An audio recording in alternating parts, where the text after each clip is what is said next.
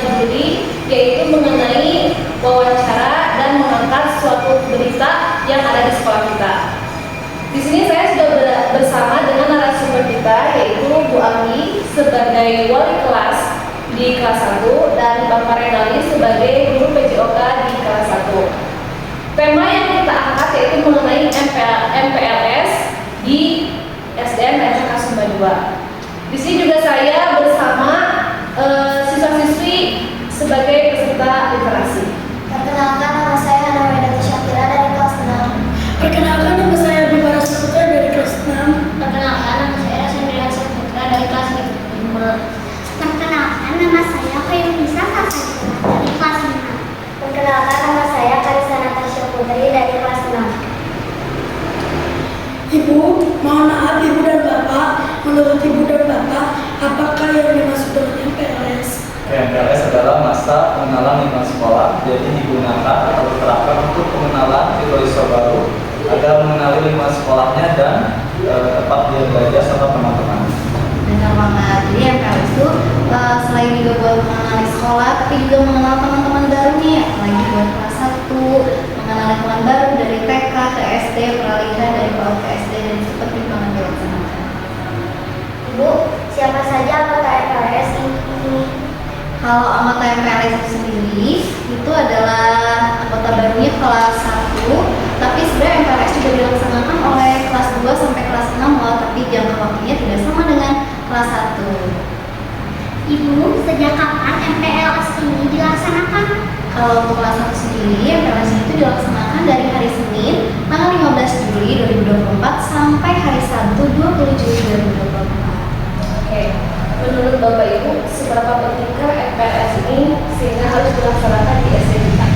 Ya, untuk pentingnya sebenarnya sangat penting banget karena satu sisi anak kan belum tahu lingkungan tempat mereka belajar yang baru, jadi untuk mengenali lingkungan yang baru mereka harus tahu dulu nih tempat dia belajar, gurunya siapa, di mana mereka untuk buang air kecil besar, di mana kalau mereka berolahraga. Selebihnya mungkin kebiasaan untuk membiasakan diri untuk lebih mandiri, tidak bergantung orang tua. Benar banget. Nah, selain itu juga kebiasaan di kelasnya, apalagi beda. Biasanya kan anak TK penuh bisa belajarnya di mana aja, tapi kalau sudah di SD sudah ada mejanya, ada kursinya, jadi anak-anak penyesuaian peralihan antara PAUD ke SD. Ibu dan Bapak, apa tujuan dan harapan Bapak dan Ibu dari kegiatan MPLS ini? Untuk harapannya, semoga anak-anak kelas 1 yang baru kali ini atau di semester ini lebih aktif dalam berolahraga, dalam belajar, dalam segala hal, terutama yang positif, lebih bisa menjaga kebersihan kelas, lingkungan, ataupun dimanapun.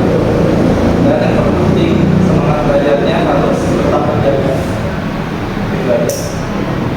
Kalau dari Ibu, harapannya mudah-mudahan kelas 1 dengan adanya MPLS ini mereka jadi bisa beradaptasi dan mulai tahu gitu bahwa sekarang mereka sudah naik jenjang, sudah bukan anak TK lagi, sudah bukan anak PAUD lagi, jadi bisa menyesuaikan belajarnya juga.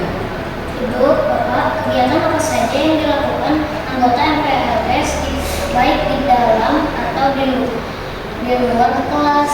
Ya, untuk kegiatan olahraga atau outdoornya, pertama kita ada senam dulu, senam anak ceria, sama anak-anak baru kelas 1, kemudian nanti selanjutnya kita study tour atau kita keliling kelas, dari mulai kelas 1, kelas 2, kelas 3, kelas sampai ke ruangan guru, start pas sekolahnya, dan kita memperkenalkan mereka sama teman-teman dari kelas bawah sampai kelas atas, guru-gurunya juga.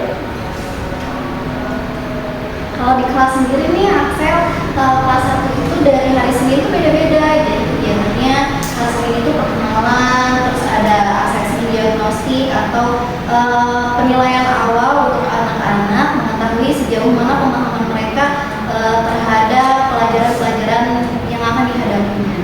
Bapak, bagaimana pendapat Bapak mengenai senam bersama yang dilakukan oleh semua anak kelas 1?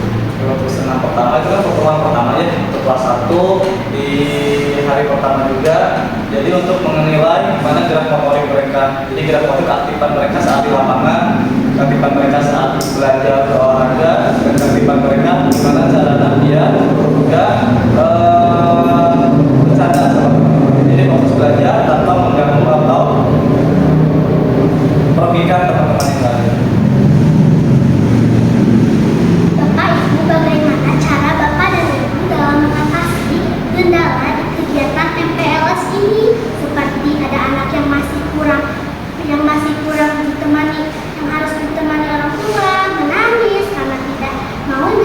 kegiatan.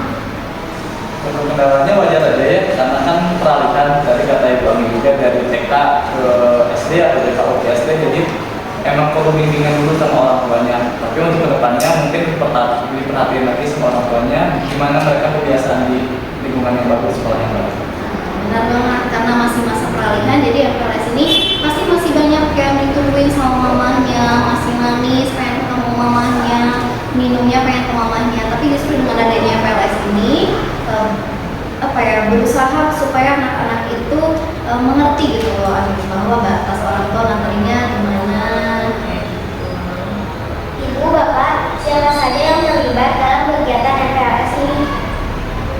Untuk semua yang terlibat tuh semua kelas 1 ya, semua murid baru kelas 1, ada Ibu Anggi sebagai guru kelas 1-nya, Bapak sebagai guru olahraga, mungkin dibantu sama guru-guru yang lain. Nah, itu juga ada seluruh keluarga besar SDN Cakasem Babai, dari kepala sekolah, guru-guru, staf usaha, bahkan penjaga kebersihan juga terlibat aktif dalam kegiatan FLS.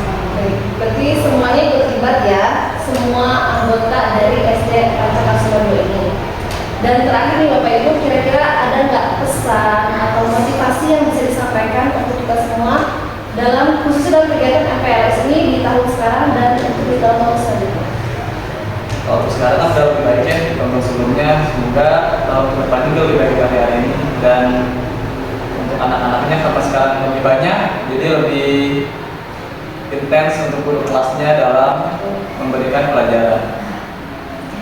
Harapannya mudah-mudahan FLS ini dilaksanakan dengan lebih terencana lagi, kegiatan-kegiatan lebih variatif lagi, lebih kreatif lagi, dan juga keikutsertaan anak-anaknya atau orang tuanya juga bisa dilibatkan lagi. Jadi bisa lebih bekerja sama lagi ke depannya ya. Oke baik, mungkin hanya segitu pertanyaan yang bisa kami sampaikan. Sekali lagi terima kasih banyak untuk Bapak dan Ibu untuk waktunya.